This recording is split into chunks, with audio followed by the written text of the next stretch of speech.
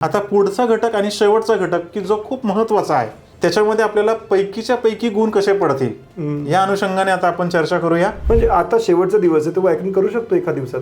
निश्चित करू शकतो, कारण की व्याकरण नवीन काही नाही आहे त्याच्यामध्ये. ज्यावेळेस तुम्ही 4-5 पेपर मागचे कराल ना, त्यातलंच कुठेतरी रिपीट होतं का? निश्चित. ते मला विचारायचं होतं की मराठीमध्ये पण रिपीट होतं का? होतं. अरे वा. सुरुवातीला आपल्याला पटकन सुचतं, 1-2 परिचित कल्पना, नंतर त्या बंद होतात. त्यामुळे आपल्याला जो सोपा विषय वाटतो त्यावरच लक्ष द्या. अरे भाई रुको रुको, आपके लिए बहुत बड़ी चीज लेके आया हूँ. महाराष्ट्र बोर्ड के एग्जाम में मचाना है. चैप्टर वाइज इंपॉर्टेंट क्वेश्चन चाहिए, वो भी with handwritten solutions. Sir previous year papers चाहिए विथ डिटेल सॉल्यूशंस. ये सब मैं आपको देने जा रहा हूँ, वो भी बिल्कुल फ्री. आपको सिर्फ देने होंगे 30 सेकेंड्स और फॉलो करनी होगी 3 सिंपल स्टेप. स्टेप 1, हमारे यूट्यूब चैनल गणित अंक को सब्सक्राइब करना है. नंबर 2, डाउनलोड करना है गणित अंक ऐप और साइन अप करना है. स्टेप 3, आपको वो स्क्रीनशॉट हमें व्हाट्सएप करना है इस नंबर पर. आपका स्क्रीनशॉट मिला और हम आपको ऐड कर देंगे हमारे महा रिवीजन कोर्स में. इसमें आपको मैथ्स ही नहीं, फिजिक्स, केमिस्ट्री, इंग्लिश, कंप्यूटर और कई सारे सब्जेक्ट्स के बहुत सारी चीजें मिलने वाली है. अगर हम आपके लिए इतना कुछ कर रहे हैं तो आपका भी इतना बनता है ना, तो इसीलिए गणित अंक के साथ पढ़ोगे तो हमेशा आगे रहोगे. All the best. हेलो बच्चों, वेलकम टू गणित अंक. विजय मराठे सर हमारे साथ है, जो कि 17 साल से मराठी पढ़ा रहे हैं, गरवारे कॉलेज में पढ़ा रहे हैं और 27वां पेपर चेक किया है.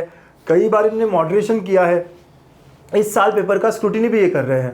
तो यार ऐसे पर्सन आपको अच्छे से गाइड कर सकते हैं कि मराठी में क्या क्या लिखना चाहिए, क्या क्या नहीं करना चाहिए. आखिरी का एक दिन बचा है, हम सब जानते हैं. तो फटाफट समजते हैं की सेक्शन 5 किंवा विभाग 5 व्याकरण व लेखनमध्ये आपल्याला काय करायचं आहे. ऑलरेडी याच्या अगोदरचे 4 विभाग होते ते आम्ही बोललो आहे. अगर आपने नहीं देखा होगा तो प्लीज़ देखिएगा सारे वीडियोस और फटाफट देखते कि सेक्शन 5 में क्या करना होता है. सर नमस्कार विद्यार्थी मित्रांनो, विभाग 1, विभाग 2, विभाग 3, विभाग 4 यामध्ये आपण सविस्तर ते विभागांमध्ये कशी आपल्याला उत्तरं लिहायची आणि किती चांगले उत्तम गुण पडतील या अनुषंगाने आपली चर्चा झालेली आहे.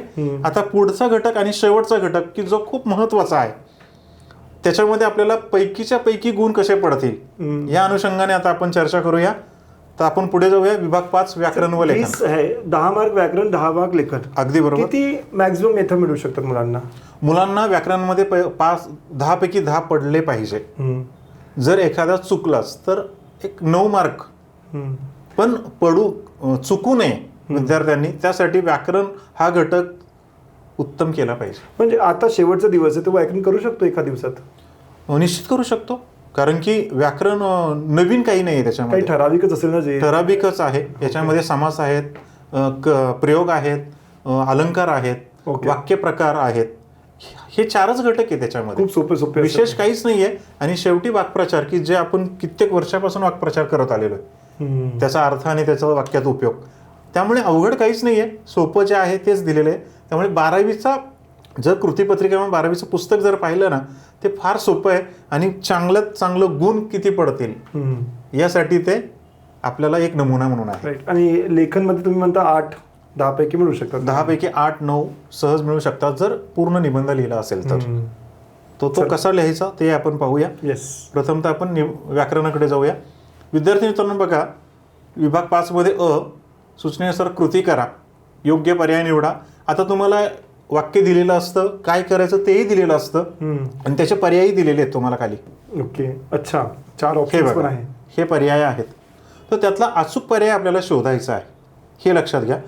आता एखादं वाक्य जर दिलं असेल तर त्या वाक्याचा अर्थ न बदलता त्याचं आपल्याला उत्तर शोधायचं आहे. इथे उदाहरणार्थ विचारलंय आपल्याला की निशिगंधासारखा निशिगंधच होय, तर वरील विधानाचे उद्गारार्थी वाक्य ओळखून लिहायचे आपल्याला. ओके. आता उद्गारार्थी म्हणजे एक्सक्लेमेटरी सेंटेन्स, बरोबर आहे. तर याच्यामध्ये उद्गारार्थी कोणतं नक्की असेल ते आपल्याला शोधायचं आहे आणि तेच अचूक तिथे लिहिणं अपेक्षित आहे. त्यामुळे तुम्हाला 1 मार्क सहज मिळणार नाहीये. त्यासाठी थोडं जरा परिश्रम घ्यावं लागणार आहे. पण त्यांनी डायरेक्ट उत्तर लिहिलं तर चालेल? हो, डायरेक्ट. अगदी बरोबर बोललात सर तुम्ही. इथे उत्तरच लिहायचंय फक्त आपल्याला. ओके. पर्यायच लिहायचा आहे. टाइम इथे वाच. इथे आकडा लिहायचा आणि त्याचं उत्तर लिहायचं. नाईस. तसंच इथे सूचनेप्रमाणे सोडवा. पुढील सगळे मार्ग बंदच होते. नकारार्थी वाक्य करायचे आपल्याला. म्हणजे याचा अर्थ न बदलता आपल्याला वाक्याचं नकारार्थी करायचं. हे होकारार्थी आहे. होते म्हणजे इथे नव्हते असणार आहे, त्याला नकारार्थी म्हणता येईल आपल्याला. त्यामुळे इथे नकारार्थी करा. पुढील सगळे मार्ग बंदच होते म्हणजेच पुढील सगळे मार्ग बंद नव्हते. सगळेला सगळेच राहायचंय की सगळेला एखादा असं? नाही, एकच. ओके. हो, एखादाच. ओके. मग पुढील एखादा मार्ग बंद नव्हता? नाही, असं नाही. पुढील सगळे मार्ग बंद नव्हते. ओके, इतकं म्हणजेच ते होते. तर खूप सोपं आहे एक मार्ग आहे ना. नेक्स्ट, योग्य पर्याय निवडा. नाही, इथे आपल्याला पुढील सगळे मार्ग बंदच होते. इथे पुढील सगळे मार्ग चालू नव्हते. ओके. म्हणजे अर्थ न बदलता ओके त्याचं उत्तर लिहिता आलं पाहिजे. ओके. चालू नव्हते म्हणजे काय होते ते? बंद होते. बंद होते. हे लक्षात घ्या विद्यार्थी मित्रांनो. खूप छान. ओके. आता पुढचा बघा, योग्य पर्याय निवडा. इथे समास आहेत. समासाचे 4 प्रकार आहेत विद्यार्थी मित्रांनो. अव्ययभाव समास, तत्पुरुष समास, त्यानंतर द्वंद्व समास आणि शेवटी आहे तो म्हणजे बहुव्रीही समास. इथं तो दिला नाही. तो तत्पुरुष समासाचा प्रकार दिलेला आहे, कर्मधारय आहे समास. तर बहुव्रीही समास आहे. पती पत्नी हा शब्द आहे, त्यातला समास कोणता आहे ते ओळखायचे आपल्याला फक्त इथे. हे लक्षात घ्या. त्यामुळे समास व्याख्या त्याची लक्षात असली पाहिजे आपल्या. थोडी समासाची व्याख्या, तर आपल्याला लक्षात येईल की तो शब्द कोणत्या समासामधला आहे. ओके. त्यामुळे फक्त तेवढंच अभ्यास करा. व्याख्या काय प्रत्येक समासाच्या आहेत हे लक्षात घ्या. जसं आपण सुरुवातीला एक व्हिडिओ केला होता त्याच्यामध्ये नमूद केलेलं होतं की अव्ययभाव समासामध्ये पहिलं पद महत्वाचं असतं, तत्पुरुष समासामध्ये दुसरं पद महत्वाचं असतं आणि द्विगु किंवा द्वंद्व समासामध्ये तिसरं पद महत्वाचं असतं आणि बहुव्रीही समासामध्ये इतर पद कोणतंही महत्वाचं असतं. म्हणजे पती पत्नी म्हणजे तत्पुरुष होईल का? तत्पुरुष समास. ओके. आलं लक्षात इथे? खूपच सोपं. मला चालू आहे. पती पत्नी. राईट. नेक्स्ट, पावलो पावली या सामासिक शब्दाचे समासाचे नाव लिहा. आता इथे सुद्धा समास वरतीच दिलेले आहे तुम्हाला. फक्त इथं पावलो पावली हा शब्द कोणत्या समासामधला आहे तो फक्त अचूक आपल्याला ओळखून लिहायचा आहे. म्हणजे 2 मार्क्स म्हणजे हेच आहे, रिलेटेड आहे. रिलेटेड समासामधलेच 2 गुण आहेत. ओके. प्रत्येक घटकावरती 2-2 गुणांचं दिलेलं आहे यांनी. आता बघा प्रयोग. आता या प्रयोगामध्ये बघा 3 प्रयोग आहेत. कर्तरी प्रयोग, कर्मणी प्रयोग आणि भावे प्रयोग. ओके. कर्तरी प्रयोगामध्ये कर्त्याच्या लिंग वचन पुरुषाप्रमाणे क्रियापद बदलतं, त्याला कर्तरी प्रयोग म्हणतात. ओके. कर्मणी प्रयोग कर्माच्या लिंग वचन पुरुषाप्रमाणे क्रियापद बदलतं, त्याला कर्मणी प्रयोग म्हणतात. आणि भावे प्रयोगामध्ये कर्त्याच्या किंवा कर्माच्या लिंग वचन पुरुषाप्रमाणे क्रियापद बदलत नाही, त्याला भावे प्रयोग असं म्हटलं जातं. मी हकलेच उठतो. मी हलकेच उठतो म्हणजे आता बघा इथे मी हा कर्ता आहे, उठतो हे क्रियापद आहे, हलकेच हे कर्म आहे. बरोबर आहे. त्यामुळे मी कसा उठतो तर हलकेच उठतो. बरोबर आहे. कर्मणी. त्यामुळे कर्मणी. ओके. असं मी हलकेच, मी जोरात किंवा मी हळूच अशा पद्धतीने भावे प्रयोग असलेले वाक्य शोधून लिहा. हा, अगदी बरोबर. आता याच्यामध्ये विद्यार्थी मित्रांनो मी जशी मगाशी भावे प्रयोग किंवा इतर प्रयोगांची सगळी व्याख्या सांगितली तीच लक्षात ठेवून वाक्य कोणतं भावे प्रयोगाचं आहे हे आपल्याला ओळखायचं आहे. मग ते 4ही वाक्यांचा थोडं जरा परामर्श घ्यायचा, मनन करायचं थोडं की हे नेमकं आपण जर कर्ता बदलला, कर्म बदललं आणि कर्ता आणि कर्म बदलून जर क्रियापद बदलत असेल तर ते कर्तारी आणि किंवा कर्मणी मधले असेल. पण जर कर्ता आणि कर्म बदलून जर क्रियापद बदलतच नसेल तर तो भावे प्रयोगामध्ये असेल. त्यांना आपण जपले पाहिजे. जपलं पाहिजे. आता त्यांना आपण जपलं पाहिजे. आता बघा त्यांना हे काय झालं आपण थर्ड म्हणजे तिसरं मध्ये कोणतं येतं मग याच्यामध्ये भावेमध्ये येतं ते. ओके. हो. मग याचं उत्तर भावेच झालं. हो, भावेमध्येच आहे. ओके. मी डायनिंग टेबल माझं स्वतःच म्हणजे मी डायनिंग टेबल जवळ क्रियापद झालं. आता मी डायनिंग टेबल जवळ येतो तर डायनिंग टेबल ऐवजी आपण दुसरा घेऊया. मी किचन जवळ येतो किंवा तो किचन जवळ येतो. काहीच बदलत नाहीये. ओके. आलं लक्षात. मग हा कोणता असेल? हा, जिथे बदलतं तिथे कर्तरी किंवा कर्मणी प्रयोग असणार आहे क्रियापद, पण जिथे बदलतच नाही तिथे भावी प्रयोग असणार आहे. आपलं उत्तर हा हे असणार आहे. ओके. ओके. हा संदेश मला पोहोचवायला आला. हा, ठीक आहे. ओके. ठीक आहे. नेक्स्ट.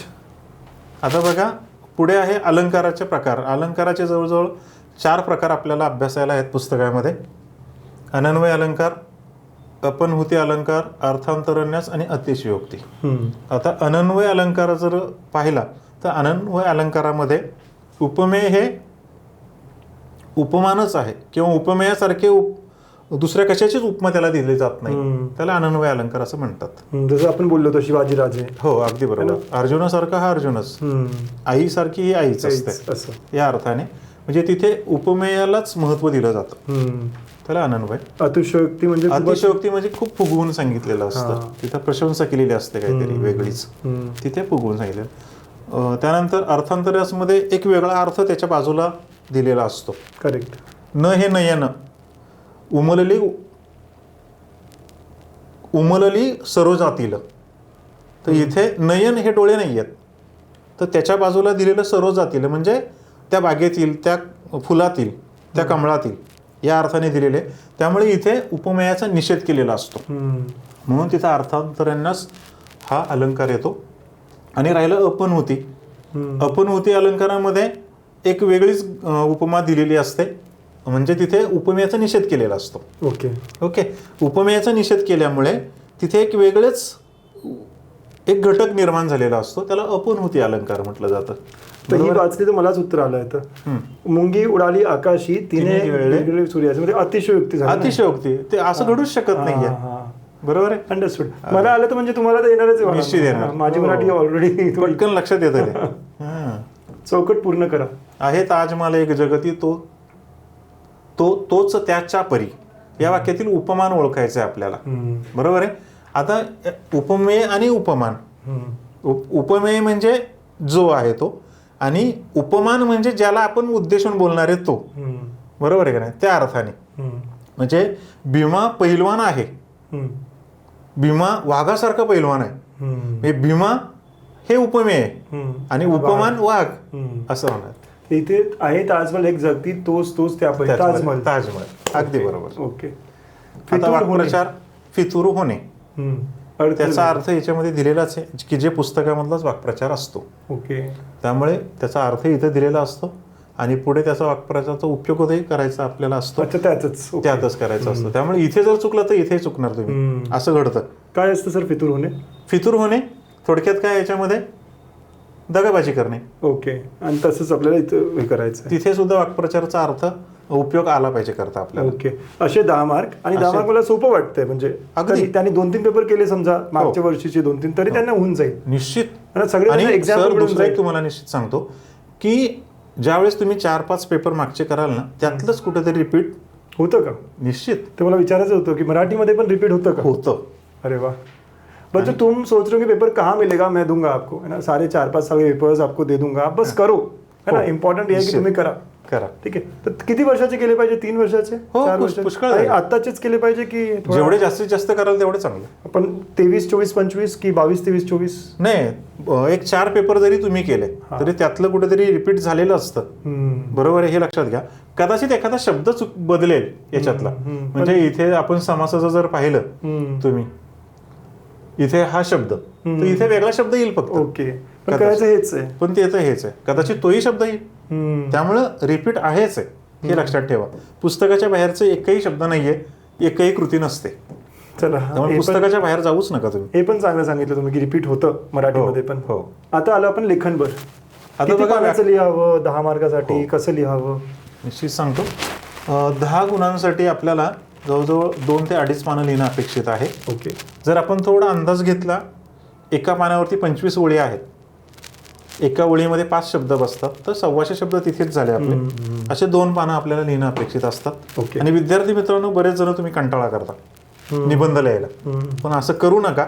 इथेच तुमचे मार्क्स कमी होतात. मग तुम्ही जर एखादा परिच्छेद दिला तर तिथे 1च मार्क पडेल किंवा अर्धाच पडेल. पण तुम्ही पूर्ण निबंध जर लिहिला तर तुम्ही जवळजवळ 8-9 मार्क मिळवू शकता. म्हणजेच तुम्ही 8 मार्काला मुक्ता, हे लक्षात ठेवा. त्यामुळे इथे कंटाळा करू नका. जेवढं जास्तीत जास्त लिहाल 2 ते 2.5 पानं, तेवढं खूप तुम्हाला मार्क्स मिळून जातील. त्यामुळे निबंध लिहिताना एक लक्षात ठेवा, सुरुवात छान करा, शीर्षक वरती लिहा. शीर्षक लिहायला विसरू नका. म्हणजे यापैकी एखादा निबंध तुम्ही निवडला, सखा, हा, तर सर्वात महत्वाचं, तुम्हाला जो सोपा वाटतो आणि तुम्हाला असं वाटतं की यावरती मी खूप लिहू शकतो, तर असाच विषय निवडा. कदाचित तुम्ही विषय वाचता आणि पटकन तुमच्या लक्षात येतं की याचं मला खूप लिहिता येईल, पण 1-2 परिच्छेद झाल्यानंतर तुम्हाला ते नंतर आठवणं मुश्किल पडतं आणि तुम्ही मग तिथे थोडा वेळ घालवता. म्हणजे 5 मिनिटं द्या तुम्ही आणि विचार करा किती थॉट्स तुमचे आहेत त्यात. तर तो फक्त विचार पहिल्यांदा लिहिला पाहिजे सर, कारण की ते 5 आयाम नेहमी असंच प्रकारे असतो ना. अगदी बरोबर. मी समुद्र बोलतोय असंच हो असतं. हो. आपल्याला 5 प्रकार आहेत सर. वर्णनात्मक निबंध आहे, कल्पनात्मक निबंध आहे, आत्मवृत्तात्मक निबंध आहे, अच्छा ओके, चर्चात्मक निबंध आहे, म्हणजे वैचारिक निबंध त्याला म्हणतो आपण. तर असे काही प्रकार आहेत. तर या प्रकारामधला एक कोणता चांगला आहे तर वर्णनात्मक. आपण वर्णन करू शकतो. हा निसर्ग माझा सर. वर्णनात्मक निबंध उत्तम लिहू शकतो, त्यात काही वर्णन करू शकतो. आता वैचारिक जर म्हटलं तर तिथं सर काय होतं म्हणजे विज्ञान शाप की वरदान. मग त्याच्यामध्ये शाप की वरदान याचं थोडी मेळ आपल्याला बसून आपल्याला तो निबंध लिहावा लागतो. बरोबर आहे. वर्णन म्हटलं सहज आपण वर्णन करत जातो पुढे पुढे पुढे लिहू शकतो. काही चर्चात्मक म्हटलं तरी तो करता येऊ शकतो आपल्याला. त्यानंतर मी समुद्र बोलतोय. आता याच्यामध्ये हा आत्मवृत्तात्मक निबंध आहे. आत्मवृत्तात्मक निबंध लिहिताना प्रथम पुरुषी एकवचनामध्ये लिहायचं, म्हणजे मीच असतो. तर मी समुद्र आहे, मी ते फाटकं पुस्तक आहे, मी तो पडका किल्ला आहे, हे संबोधून तुम्ही लिहिलं पाहिजे. तिथे ते, त्या, तो असा शब्दप्रयोग टाळायचा. सर इतकं मोठं असतं हे 2-2.5 पानाचं आणि तुम्हाला इतके पेपर्स चेक करावे लागतात. तुम्ही काय बघता, म्हणजे पूर्ण वाचता की नाही, सुरुवात वाचली शेवट वाचलं झालं? अगदी बरोबर, छान प्रश्न विचारला सर तुम्ही. सुरुवातीला आम्ही निबंध ज्यावेळेस तपासतो त्यावेळेस विद्यार्थ्यांनी सुरुवात कशी केली आहे, आणि विद्यार्थ्यांनी सुरुवात जर छान केली असेल तर आम्हाला निश्चित कळून जातं की विद्यार्थ्यांनी तो निबंध व्यवस्थित शेवटपर्यंत आणलेला असणार आहे. आणि सुरुवात आणि शेवट जर उत्तम झाला तर तो परीक्षक छान गुण देऊन जातो. कारण की त्याच्याकडे टाइम पण कमी असतो, खूप आहे. एवढे पेपर 200-250 पेपर चेक करायचे असतात, तपासायचे असतात. त्यामुळं तो ते हेडिंग छान केलंय, काव्यपंक्ती टाकली सुरुवातीला, परिच्छेद करून 8 ते 9 परिच्छेद केलेत. हे लक्षात ठेवा, 8 ते 9 परिच्छेद करा निबंधामध्ये. बरेच विद्यार्थी परिच्छेदच करत नाहीत आणि असं लिहित राहतात, समासाला चिटकून सगळे लिहितात. तर तसं कृपया करू नका. तर तुम्ही परिच्छेद करा आणि परिच्छेद करत करत शेवट छान उत्तम करा, समारोप करा तिथे, हे लक्षात घ्या. त्यामुळे यातला वर्णनात्मक निबंध लिहायला फार सोपा आहे तुम्हाला, हे लक्षात घ्या. ठीक आहे. त्यानंतर कल्पनात्मक निबंध, क्रीडांगण बोलू लागले तर अवघड असेल हे. हा अवघड आहे थोडा. सुरुवातीला आपल्याला पटकन सुचतं 1-2 परिच्छेद कल्पना, नंतर त्या बंद होतात. त्यामुळे आपल्याला जो सोपा विषय वाटतो त्यावरच लक्ष द्या, ते मनन चिंतन करा. एकदा लिहायला सुरुवात केली की ते सुचत जातं हळूहळू, आणि एकदा सुचत गेलं की आपलं स्पीड वाढत जातं आणि आपण तो निबंध पूर्णपणे लिहितो. तर असं करायचं का मुलांनी की पहिले पेपर सुरुवातच इथून करायची? असं सांगतो सर, बरं झालं विचारलं तुम्ही. सुरुवातीला जर आपण निबंध लिहिला तर त्याचा ड्रॉबॅक काय असतो सर सांगतो तुम्हाला. आपण नवीन विषय घेतो, आपण अभ्यास केलेला असतो पुस्तकातला, धड्यांचा, कवितेचा, कथेंचा, उपयोजित घटकाचा. आपल्या अगोदरच डोक्यामध्ये आपलं पुस्तक असतं, आणि जर आपण निबंधाचा विषय एक नवीन घेतला तर त्याला सुचायला वेळ लागणार आहे परत, आणि सुचायला वेळ लागला तर लिहायलाही वेळ लागेल. त्यामुळे आपला वेळ तिथेच जास्त जाणार आहे सर. त्यामुळे ज्यावेळेस आपलं डोकं मोकळं होणार आहे, आपल्या डोक्यातलं सगळं उतरून निघणार आहे, करेक्ट, त्यावेळेस आपलं डोकं मोकळं झालं की नवीन विषय सुचायला अजून वाव मिळणार आहे. करेक्ट. आणि तो वाव जर मिळाला तर आपण भरभर आणि पटपट तो निबंध लिहून मोकळे होऊ शकतो. एखाद्याने घेतलं अगोदर हे आणि 40-45 मिनिटं दिले तर पेपरच संपणार नाही त्याचं. मग right, you have to understand की मॅक्झिमम 20-25 मिनिट्स, अर्धा तास, त्याच्यावर जास्त होऊच शकत नाही, याला टाइम देऊच शकत नाही तुम्ही. पण त्यामुळे हा सुरुवातीला कधीच निबंध लिहायचा नाही, हे मात्र लक्षात ठेवा.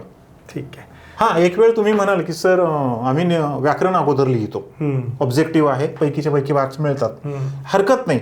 पण क्रम चुकणार आहे तुमचा. तुम्ही 5वी कृती प्रथमता लिहिणार आहे, मग त्यानंतर तुम्हाला आ घटक लिहायचा निबंधाचा. मग त्यावेळेस तुम्ही काय करणार?